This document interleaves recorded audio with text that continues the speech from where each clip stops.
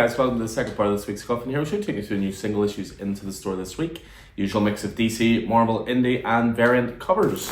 So we'll jump straight in with variants at the start. One of the big releases this week is definitely the Ultimates number 11. So first of all, we have the Retailer Incentive 1 to 25 variant cover by Federico Vincentini. As well as that, we have two other variant covers for Ultimates. We have the In-Hyuk Lee variant cover. First of all, and then we finish off the Ultimates with Ario and Dito on variant cover duty as well. Moving from there, this week sees the release of a facsimile for the first ever issue of Star Wars done through Marvel Comics. So we have the foil variant covers of that. You'll see the standard ones in a second. Another big release from Marvel this week is definitely Amazing Spider-Man number 1. So a brand new era for the web slinger. Perfect jumping on point for new readers. We've got a few variants as well. Retailer Incentive 1 to 25 variant cover by David Marquez. We have the Mark Chiarello foil variant cover as well, and then we finish off with the Nimit Malavia variant cover as well, depicting Black Cat. Next up, we have a rather class variant from Alex Maleev for Psylocke. This is for Psylocke issue 6. The big DC release this week is definitely Absolute Batman. Anytime there's a new Absolute Batman issue is a big week. This week sees release of number 7. We have the Bill Sienkiewicz variant cover, first of all, for that. We also have the Retailer Incentive 1 to 25 variant cover by Amy Reeder. And then we finish off the variants then with the Two-Face variant cover, Christian Warden variant cover duty for issue 5. This actually came out last week, but we weren't sent our variants, so those are in stock this week.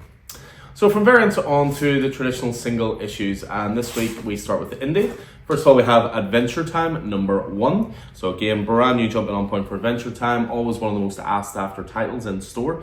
So it's nice to see that they are back, printed through Oni Press. Next up, we have G.I. Joe, A Real American Hero, Silent Missions. These are a series of 5 one-shots, all completely told just through the art. Silent Missions, so no dialogue. We kick things off to say with Beachhead from Phil Hester and Travis Heimel, with Lee Lockridge on colours. As I say, they're all one-shots.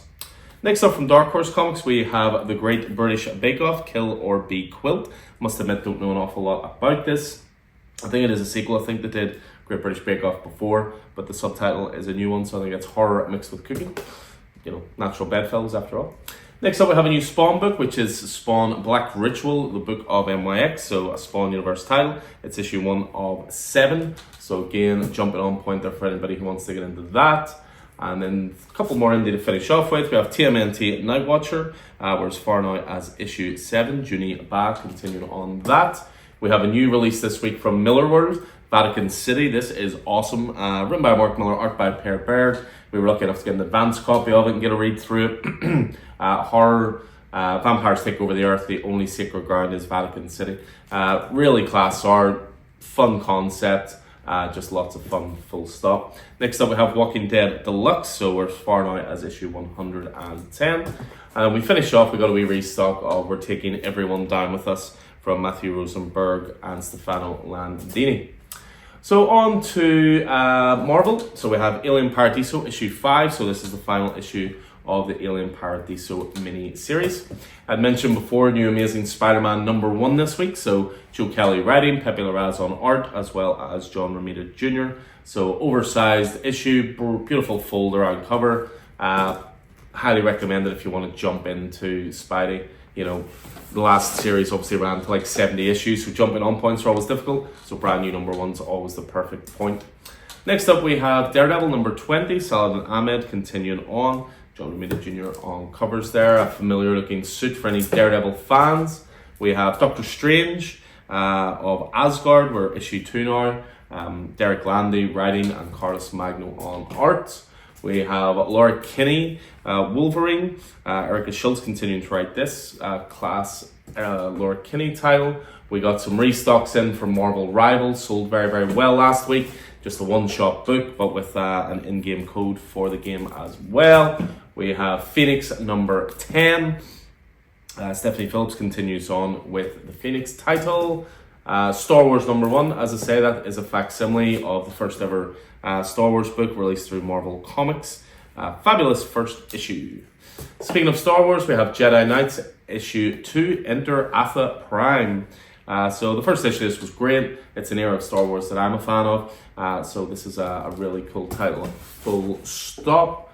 We also have from Marvel Storm number 7, Earth's Mightiest Mutant continues.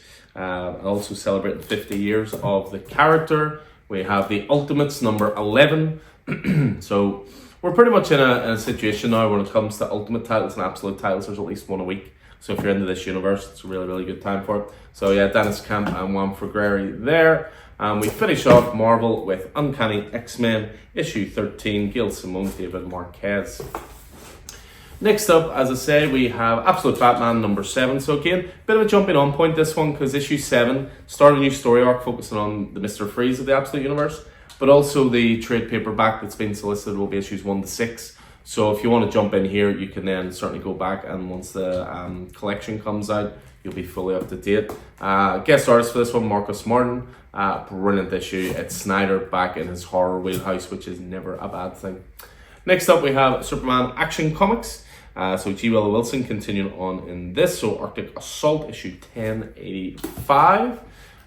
Next after that, we have Aquaman, where as far as issue 4, we do have some issues 1, 2, and 3 on the racks if you're playing catch up. Really fun title. Jeremy Adams writing there, Bruce Timms on art.